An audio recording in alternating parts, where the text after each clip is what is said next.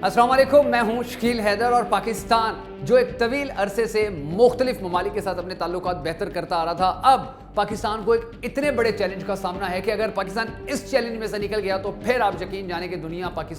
की कोई ताकत पाकिस्तान को दुनिया का तरक्की याफ्ता मुल्क बनने से नहीं रोक सकेगी। और ये चैलेंज नाजरीन तारीख का सबसे बड़ा चैलेंज है पाकिस्तान के लिए। और वो चैलेंज क्या मैं आपको थोड़ा सा बताता हूँ और उसके बाद मैं आपको बताता हूँ कि पाकिस्तान के लिए सूरत हाल किस कदर गंभीर हो चुकी है और अगर इसके अंदर हमने कोई अकलमंदाना फैसले ना किए तो हमें कितना ज्यादा नुकसान उठाना पड़ सकता है।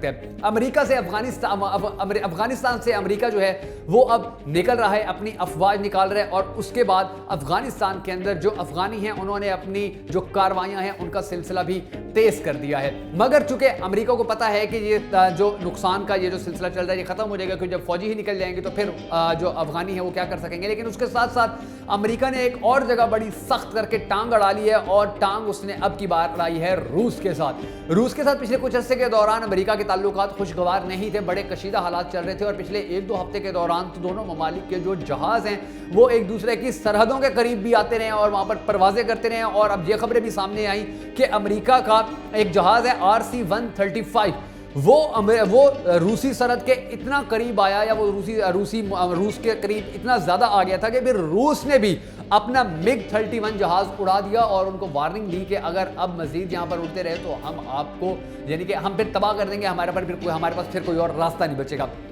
ये सूरत हाल नाजरीन इतनी गंभीर और इतनी ज़्यादा ख़राब जो है वो सिर्फ इस वजह से हो चुकी है क्योंकि रूस ने पाकिस्तान को सपोर्ट किया, चीन भी पाकिस्तान को सपोर्ट कर रहा था और रूस भी पाकिस्तान को सपोर्ट कर रहा था कि किसी ना किसी तरह अफगानिस्तान से अमेरिका को किक आउट करवा दिया जाए। और रूस की मदद से, रूस की मशावरत से ही अल्हम्दुलिल्लाह अब ये अमन मुआहिदा जो हुआ है अफगानिस्तान का, जिसके बाद पाकिस्तान में भी अमन आएगा, वो जो नेटो अफवाज हैं वो वहाँ से जा रही हैं। और यही चीज़ जो सबसे ज़्यादा अमेरिका को तकलीफ दे रही है वो यही चीज़ है कि जो रूस पाकिस्तान की मदद कर सकता है अमन मुआहिदे के जरिए, वो पाकिस्तान की उस वक्त भी मदद कर सकता है कि जब पाकिस्तान जो है वो अफगानियों की मदद कर रहा हो और अफगानी जो है वो अमेरिकियों को जूते मार रहे हो। और यही सोच लेकर अब अमेरिका जो है वो रूस पर भी चढ़ दौड़ने के लिए बड़ा बेचैन है क्योंकि रूस माजी के अंदर दुनिया की सुपर पावर था, अमेरिका अब दुनिया की सुपर पावर है और आने वाले वक्त में एक मरतबा फिर या रूस दुनिया की सुपर पावर होगा या चीन दुनिया की सुपर पावर होगा। चीन के साथ रूस के ताल्लुकात बड़े शानदार चल रहे हैं, बड़े बेहतर चल रहे हैं और चीन ही की वजह से पाकिस्तान के साथ भी रूस बड़ा